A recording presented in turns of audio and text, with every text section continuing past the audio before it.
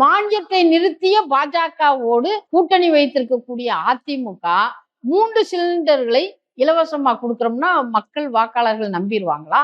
இன்னொரு அரசியல் கட்சி கூட நாங்க 6 சிலிண்டர் இலவசமா கொடுப்போம் அப்படிங்கிறாங்க. ஒன்றிய பாஜக அரசு சில தினங்களுக்கு முன்னால் விலைய கூட்டினாங்க. இப்ப 928 ரூபாய் 9 சிலிண்டர்கள் மானிய விலையில வழங்கப்படுது ஒரு குடும்பத்துக்கு. ஆனா இந்த மானியம் வீடுகளுக்கு கிடைக்குதான்னு பார்த்தா இல்ல. இப்ப 928 ரூபாயில 300 ரூபாய் மானியம் வரணும். 300 ரூபாய் வங்கிக்கு வந்திருக்கான்னு பார்த்தா வரல. அப்ப மானியமே பாஜக அரசு, ஒன்றிய அரசு இந்த காலங்கள்ல பல ஆண்டு காலமாக நிறுத்தி விட்டது. அமெரிக்காவினுடைய, இஸ்ரேலினுடைய ஈரான் மீதான தாக்குதல், அதுக்கு ஈரான் இப்போது தன்னை தற்காத்துக் கொள்வதற்கான நடவடிக்கை, அந்த ஜலசந்தி மூடப்படுகிறது. இதன் காரணமாக உலக நாடுகள் உள்ளிட்ட, இந்தியா உள்ளிட்ட, தமிழ்நாடு உள்ளிட்ட நம்முடைய வீட்டுக்கு வர வேண்டிய சிலிண்டர் வரவில்லை. ஆகவே 21வது நூற்றாண்டுல கார்கள், வாகனங்கள்லாம் மின்சாரத்துக்கு போக, அடுப்பு, சமையலறையெல்லாம் விறகை நோக்கி போகக்கூடிய ஒரு காலகட்டமாக மாறிவிட்டதோ அப்படிங்கிற பலத்த சந்தேகம் என்பது இருக்கு. இனி பாத்தீங்கன்னா விறகும் கூட மால்கள்ல விற்கக்கூடிய சூழ்நிலை வருமோ, விறகடுப்பை நம்பிதான் குடும்பங்கள் இருக்குமோ என்ற ஒரு பெரிய சந்தேகம் ஏற்பட்டது. வணக்கம். இன்னைக்கு தமிழ்நாட்டிலையும் இந்தியாவிலையும் மிகப்பெரிய பதற்றம் பெண்கள் மத்தியிலையும் குடும்பங்கள்லையும் ஏற்பட்டிருக்கு. அது எதனாலன்னு சொன்னா, எரிவாயு சிலிண்டர் இன்னைக்கு ஒரு பெரும் பிரச்சனையா மாறி இருக்கு. தமிழ்நாடு உள்ளிட்ட ஒரு 5 மாநிலங்களில் தேர்தல் வரக்கூடிய இந்த காலகட்டத்தில் எரிவாயு சிலிண்டர் என்பது ஒரு பெரிய பிரச்சனையாக அரசியலாக இன்றைக்கு உருவெடுத்திருக்கு. ஆகவே சிலிண்டர் தட்டுப்பாடு வரும், சிலிண்டர் விலை கூடும், கிடைக்குமான்னு தெரியல. ஆகவே 21வது நூற்றாண்டுல கார்கள், வாகனங்கள்லாம் மின்சாரத்துக்கு போக, அடுப்பு, சமையலறையெல்லாம் விறகை நோக்கி போகக்கூடிய ஒரு காலகட்டமாக மாறிவிட்டதோ அப்படிங்கிற பலத்த சந்தேகம் என்பது இருக்கு. தெருக்கல்ல காய்கறி, கீரையெல்லாம் பெண்கள் கூடையில வச்சு கொண்டு வந்து வித்த காலம் முடிஞ்சு, மால்கள், நவீனமாக்கப்பட்ட கடைகளில் போய் காய்கறிகள்லாம் வாங்கிட்டு வர்றோம். இனி பார்த்தீங்கன்னா விறகும் கூட மால்களில் விற்கக்கூடிய சூழ்நிலை வருமோ, விறகடுப்பை நம்பிதான் குடும்பங்கள் இருக்குமோ என்ற ஒரு பெரிய சந்தேகம் ஏற்பட்டிருக்கு. அதுக்கு காரணம் உலகப்போர். உலகப்போர் அப்படின்னு சொல்றதை காட்டிலும் அமெரிக்காவும் இஸ்ரேலும் நடத்தி கொண்டிருக்கக்கூடிய மிக மோசமான யுத்தம். ஈரான் மீது வஞ்சகமாக, அதாவது பேச்சுவார்த்தை நடந்து சுமூகமாக முடியக்கூடிய நேரத்தில் ஈரான் மீது ஒரு திட்டமிட்ட தாக்குதலை அமெரிக்காவும் இஸ்ரேலும் தொடுத்தது. இதன் விளைவாக தான் இப்போ போர் நடக்குது. ஹார்மூஸ் என்று சொல்லக்கூடிய அந்த ஜலசந்தி மூடப்பட்டதன் காரணமாக தான் இப்ப எரிவாயு கப்பல்கள் மூலமாக பல நாடுகளுக்கு கொண்டு செல்ல முடியாத நிலை ஏற்பட்டிருக்கு. இதுதான் இன்றைக்கு சிலிண்டருக்கும் ஒரு பெரும் பிரச்சனையை, ஆபத்தை உருவாக்கி இருக்கிறது. அப்போ ஹார்மூஸ் ஜலசந்தியை ஏன் ஈரான் மூடியது?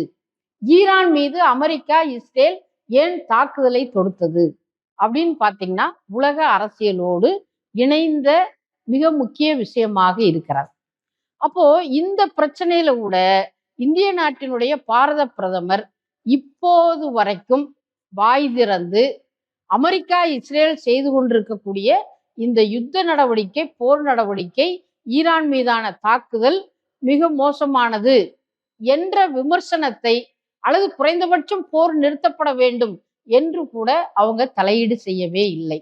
அப்போ இந்த இந்த அமெரிக்காவினுடைய, இஸ்ரேலினுடைய ஈரான் மீதான தாக்குதல், அதுக்கு ஈரான் இப்போது தன்னை தற்காத்துக் கொள்வதற்கான நடவடிக்கை, அந்த ஜலசந்தி மூடப்படுகிறது. இதன் காரணமாக உலக நாடுகள் உள்ளிட்ட, இந்தியா உள்ளிட்ட, தமிழ்நாடு உள்ளிட்ட நம்முடைய வீட்டுக்கு வர வேண்டிய சிலிண்டர் வரவில்லை. அப்போ இது எவ்வளவு பெரிய சிக்கலை, ஒரு பொருளாதார நெருக்கடியை, பிரச்சனையை உருவாக்கி இருக்கிறது என்று நாம் சிந்திக்க வேண்டிய ஒரு கட்டத்துல இருக்கிறோம். ஒண்ணு. 2வது, இந்தியாவுல 31 கோடி மக்கள் குடும்பங்கள் எரிவாயு சிலிண்டரை நம்பிதான் இருக்கு. தமிழ்நாட்டுல 3 கோடி குடும்பங்கள் சிலிண்டரை நம்பி இருக்கிறோம். கிட்டத்தட்ட 1990க்கு பிற்பாடு தான் பரவலாக தமிழ்நாடு உள்ளிட்டு பரவலாக நகர்ப்புறம், கிராமப்புறங்கள்லாம் குடும்பங்கள்ல, வீடுகள்ல பெண்கள் விறகடுப்பை கைவிட்டுறாங்க. விறகடுப்புன்னு சொன்னா பல நூற்றாண்டு காலமாக இந்த சமையலுக்காக பெண்கள் தான் விறகு சேகரிப்பாங்க. அந்த அடுப்போடு சேர்ந்து பெண்கள் எரிவாங்க. அப்படி ஒரு புகையடுப்போடு பல நூற்றாண்டு காலம் முடிந்தது.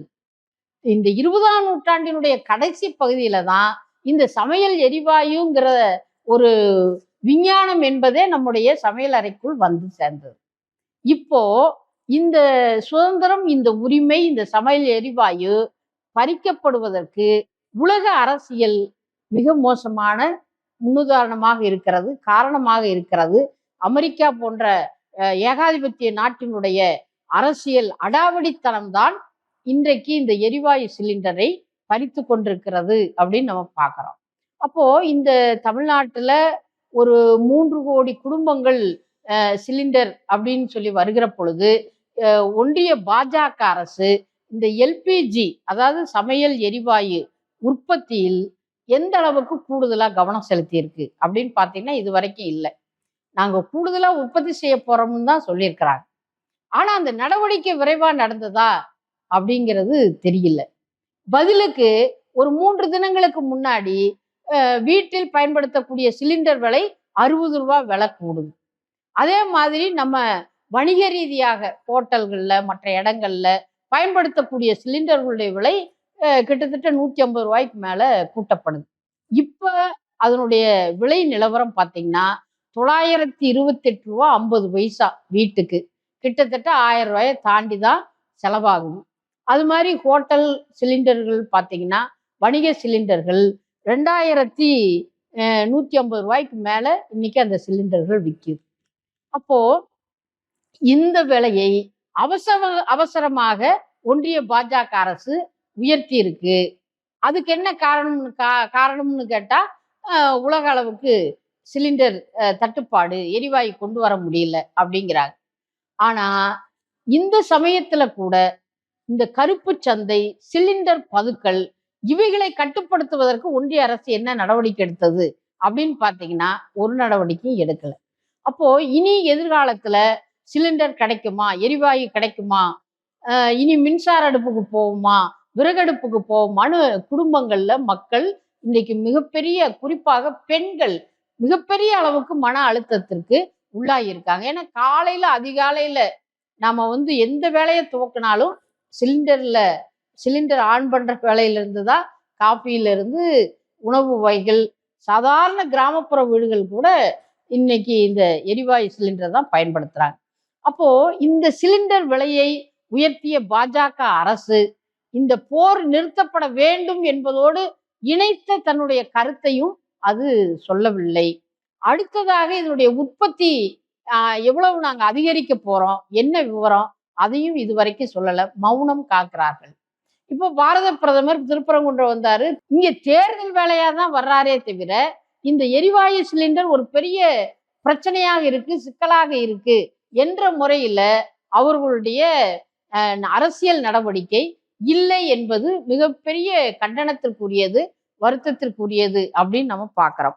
ஆகவே இப்போ தமிழ்நாட்டுல சென்னை மாதிரியான இடங்கள்ல மதிய உணவு, சாதாரண கூலி தொழிலாளிகள், உழைப்பாளிகள் எல்லாருமே தள்ளுவண்டி கடைகள்ல, வெளியில இருக்க சின்னஞ்சிறிய ஹோட்டல்கள்ல அங்கதான் வாங்கி சாப்பிடுறாங்க. யாரும் டிஃபன் கேரியர்ல கொண்டு வர்றதில்ல. அப்போ உணவு பொருள் விலை கடுமையா கூடும். ஹோட்டல் உணவு சாப்பாடு என்பது காஃபி, டீ எல்லாமே விலை கூடும். அப்போ இந்த ஹோட்டல்கள், இந்த வணிக சிலிண்டர் விலை உயர்வு என்பதும் அதனுடைய தட்டுப்பாடு என்பதை இன்றைக்கு பதுக்கல்காரர்கள் பயன்படுத்தக்கூடிய ஆபத்து இருக்கிறது. அப்ப செயற்கையான ஒரு தட்டுப்பாட்டை ஏற்படுத்தி இதனுடைய விலையை சந்தையில அதிகரிக்க போறாங்க. அப்போ இந்த இடத்தில் தமிழ்நாடு திராவிட முன்னேற்ற கழக அரசு உடனடியாக நுகர்வு மற்றும் உணவுப் பொருள் துறையை அந்தந்த மாவட்டங்களில் மாவட்ட ஆட்சியர் தலைமையில தான் இயங்குது.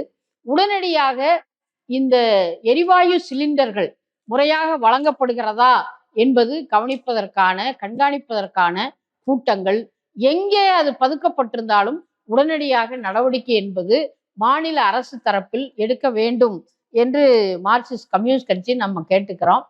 ஒன்றிய பாஜக அரசும் அத்தகைய நடவடிக்கையில ஈடுபடணும். இன்றைக்கு எல்பிஜி கேஸ விநியோகம் செய்யக்கூடிய இடத்துல கார்ப்பரேட் நிறுவனங்கள் தான் இருக்கிறாங்க. அப்ப அதை யாரு கட்டுப்படுத்துவது அப்படின்னு பார்த்தீங்கன்னா, இந்த பெட்ரோலியத்துறை, ஒன்றிய அரசுக்கு கீழே இருக்கக்கூடிய துறை தான் அதை செய்யணும். ஆனால் அவர்கள் இதை செய்ய வேண்டும் என்ற கோரிக்கையும் நாம முன்வைக்கிறோம். அதே மாதிரி வீடுகளுக்கு முன்னுரிமை. எல்லா வீடுகளுக்கும் தட்டுப்பாடு இல்லாமல் வரக்கூடிய காலத்துல சிலிண்டர் என்பது வழங்கப்பட வேண்டும். 1. 2வது மருத்துவமனைகள். அங்கேயும் சமையல் எரிவாயு சிலிண்டர் பயன்படுத்துது. நோயாளிகள் பாதிக்கப்படக்கூடாது. ஆகவே மருத்துவமனைகள் 2வது இடத்துல. 3வது பள்ளிகள், கல்லூரிகள், விடுதிகள், இன்னும் இருக்கக்கூடிய குழந்தைகள், முதியோர் இல்லங்கள், இது மாதிரியான அமைப்புகள் எங்கெங்க இருக்குன்னு பார்த்து அங்கெல்லாம் தட்டுப்பாடு இல்லாமல் இதே விலைக்கு சமையல் எரிவாயு சிலிண்டர் கிடைக்கக்கூடிய நிலைமையை, ஏற்பாடை மாநில அரசு கட்டாயமாக செய்ய வேண்டும் என்று இந்த நேரத்தில் மார்க்சிஸ்ட் கம்யூனிஸ்ட் கட்சியின் சார்பாக வலியுறுத்துறோம்.